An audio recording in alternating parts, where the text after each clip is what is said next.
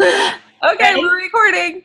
Okay. Hi, everybody. Welcome to the team call. Today is Wednesday, July 2nd, and it is our new business year, number 1. So think of this as a fresh start. If you haven't hit the goals that you set at the beginning of the year, who cares? Let those go and just set new goals for yourself here and on forward. It's really important for you to have weekly goals, monthly goals, and yearly goals so that you kind of see your progress and how far you've come. If you don't make goals and you don't see how far you've come from point A to point B, you're going to get discouraged very, very easily, and you're going to want to give up. So let's throw away all of the I haven't done this, I haven't done that, and let's start off fresh. A lot of us have come from Summit, and we are really ignited and have that fire under and realize that anybody can do this. It doesn't matter what fitness level you're at. It doesn't matter where you are in your journey. Any one of us can do this. So just keep that in mind as you keep going along. Today we're going to talk a lot about invites. I want that to be the focus of the week, so to speak, for the Challenge Cup group. And we're going to talk about working one-on-one with people and figuring out what works for your challengers. So I'll go ahead and kick it off with talking about inviting, and Team Cup is really going to push you to do that. Even if you're not in a Team Cup group, you should be pushed to do this. Whether you have ran a challenge group before or not, you can start running free challenge groups. If you're not comfortable running a free challenge group or a 60, 90-day challenge group, you should really be getting a 10-day challenge group started for yourself, or literally dipping into the free challenge groups. I just started a free water challenge group. I have 15 people in there. It's going awesome. It's just a way to get people to show people what the challenge group system is all about. Because a lot of people, when you post a flyer, people really don't know what a challenge group is. People ask me all the time, what is that? Like, that sounds hard. I can't do it in person, things like that. So you really have to break it down in a way, especially when you're posting on Facebook, to explain people what it is. You can post that it's an online accountability group and things like that. But the only thing is you can't just post things on Facebook all the time and expect people to want to join your challenge groups. You really have to get out there and you really have to invite people. And I know that is scary. I know it's scary to talk to people that you haven't talked to in years. I know it's scary to get out there and invite people that you have no idea if they're even interested in challenge groups, but that's the thing we're going to talk about. You have to form people. You need to really get to know their whys and what their goals are before you can invite them into a challenge group. You don't even know if PIO is going to be the perfect program, if T25 is going to be the perfect program for them. So forming them and getting really genuinely interested in them, it fills your heart, number one, because you're getting to know these people and their stories and you're getting connected with them, but it shows that you genuinely care. And you have to genuinely care. I listened to a call by Summer today, and she said, these people don't have Success Club 2 pinpointed on their forehead. Sometimes it might feel like that, but these are real people with real struggles and goals that it is your job to help them. I also listened to National Coach Call today, and they said that people can have Shakeology sitting on their shelf for so long, but it is you as a coach that pulls them into doing challenge groups. So you really have to get out there and you have to invite people and rekindle relationships. You don't have to send the first message, hey, do you want to join my challenge group? You shouldn't be doing that if that's what you're doing. You need to really reach out to people and say, hey, how have you been doing? How's your family? How's work, form, family, occupation? What have you been doing besides working, your recreation? And then eventually, if you get comfortable, you can invite them. You should be finding out their strengths, their weaknesses, their interests, their goals, and really interviewing them before you are even inviting them. When someone mentions a challenge group to you, you should be saying, cool, I'm glad that you're interested and I'm really excited, but first, can I ask you a few questions? And then they'll say, yes, of course. Typically, that's what they'll say. Anything is what I've gotten lately. And then you can start to ask them, I ask, what are your goals? Why do you want to do this? And then if they say, I want to lose 15 pounds, why do you want to lose 15 pounds?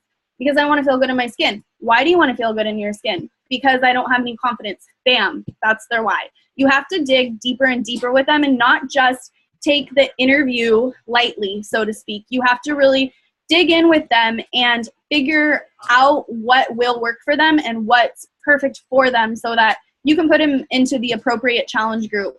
And then that's basically it. You guys have to be finding new people Terry asked me a good question. She said, where do I find new people? I click on the people you may know and I scroll through. And if I met them 5 years ago, I'll add them.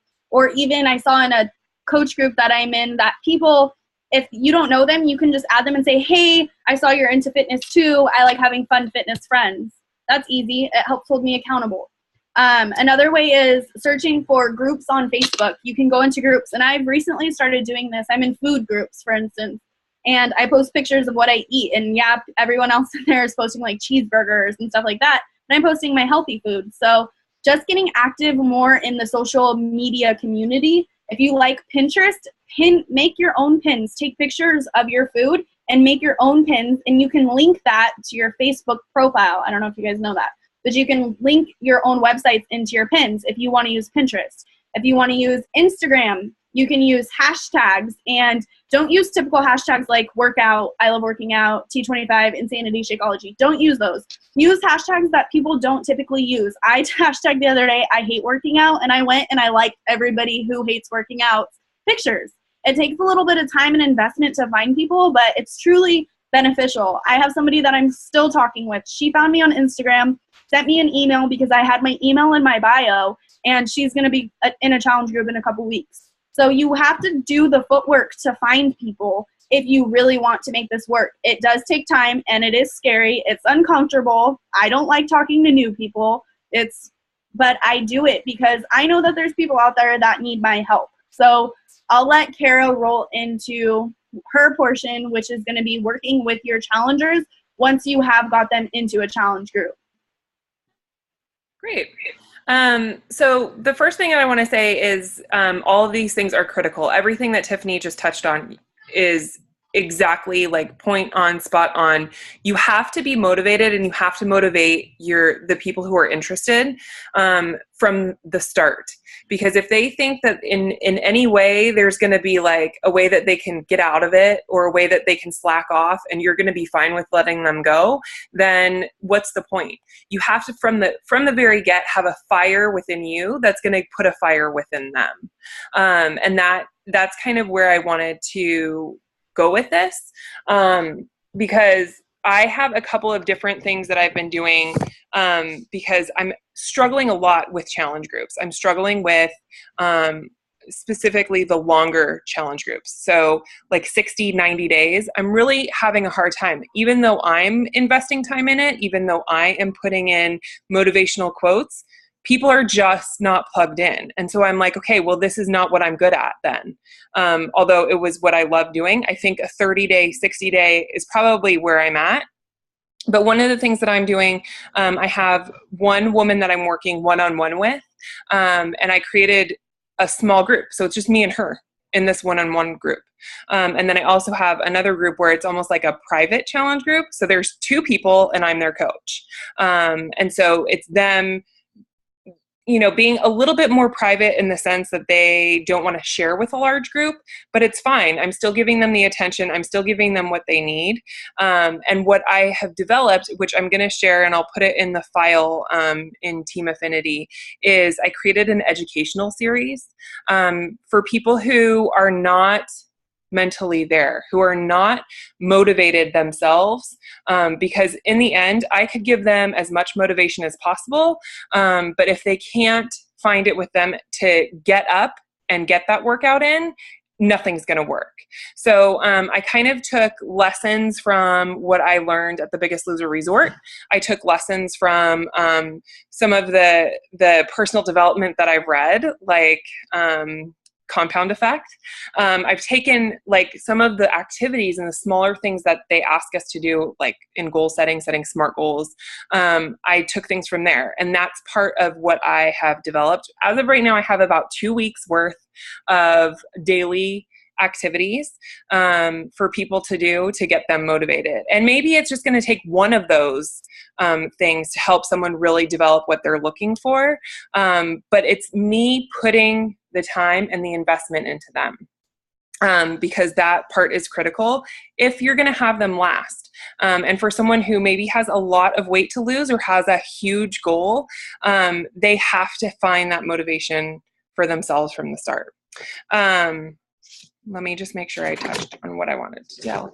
And then the last thing that I was going to say is take your best ideas, take the things that you think might not work and do it, because you never know what is actually going to work. So if you're coming up with like a free challenge group that's going to lead right into a workout or a program, do it. You never know what is going to work. And maybe you're going to fail, right? But that's just as important as something working.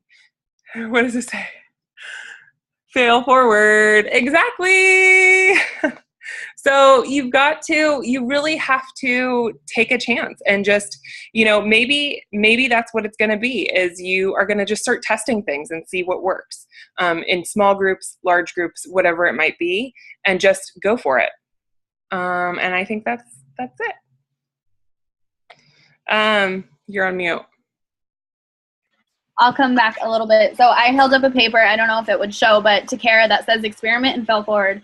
And the thing I can tell you about challenge groups is every single one, just like Kara said, it's not going to work for you. And you have to experiment with different things. And like I posted earlier in Team Affinity this week, or I don't remember it was, make this fun. Don't make this a job. Don't make this a task. Make it something that holds you accountable. I even started hating taking pictures on my phone because I was like, this is just I'm too connected all the time. But you guys have to find a balance and make this work for you, because whatever is working for you is going to work for your challengers too, because it's working for you. So why wouldn't it work for them? So don't be afraid to try different things. You don't have to do everything we're doing. You don't have to do it, but you have to do something in order to be successful in this. You can't let people constantly saying no, constantly objecting you, hold you back, because I've had hundreds of objections. Kara's probably had hundreds of objections. Everyone on this team has had objections, but you know what? Those people are watching you. And they're seeing if you're invested in this, and they're seeing if you're going to stick to this over time. And they are watching your journey, and you will get random messages from the people that you are rekindling relationships with and starting messages with, saying maybe 1 month, maybe 6 months, maybe a year. But everybody that is objecting you right now will come around. So with that said, if you haven't read the book, Go for No, get that book and read it, because it tells you to go for like 10, 15, 20 no's and objections from people a day. Because the more no's that you're getting, it just means that you're reaching out to more people.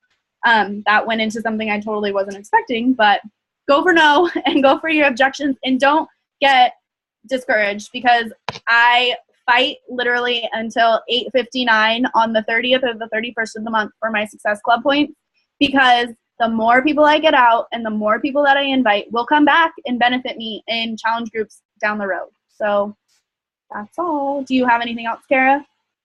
I don't think so. I mean, I would just say, try different things. Just because we have these 30, 60, 90-day groups, just because we do free challenge groups, it's not everything is going to work for you, and not everything is going to work for each person that wants your help. Each person might be a little bit different. You might have to have a one-on-one group with them. Maybe you plug them into a challenge group that you are running. But in the end, what it comes down to is they need that one-on-one attention to really stay committed. So try to just keep trying everything. Yeah. Okay, we'll go ahead and close out with that. Have an amazing first week. Keep fighting, keep going for no, and don't give up, you guys. Have a good night. Bye. Bye.